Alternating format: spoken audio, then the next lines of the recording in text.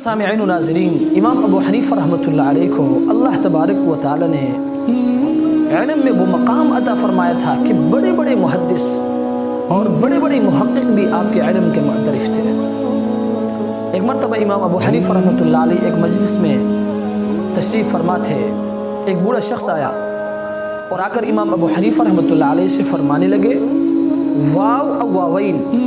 تو امام ابو حنیفہ رحمۃ اللہ علیہ نے فرمایا واوین، تو اس شخص نے لا ولا کہہ کر چلا گیا۔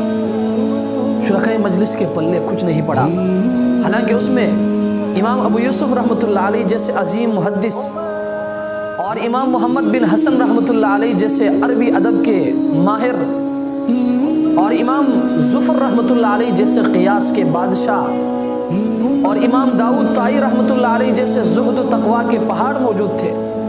کچھ سمجھ نہیں آیا۔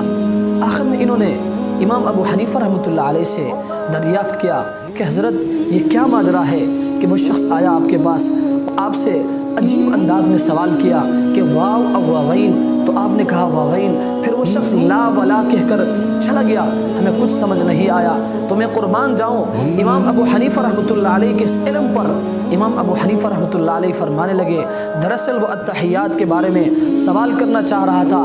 وہ پوچھ رہا تھا کہ میں دو واو والا التحیات پڑھوں، یعنی التحیات للہ والصلوات والطیبات۔ وہ پوچھنا یہ چاہ رہا تھا کہ میں دو واو والا التحیات پڑھوں یا ایک واو والا، تو میں نے کہا واوین، یعنی دو واو والا۔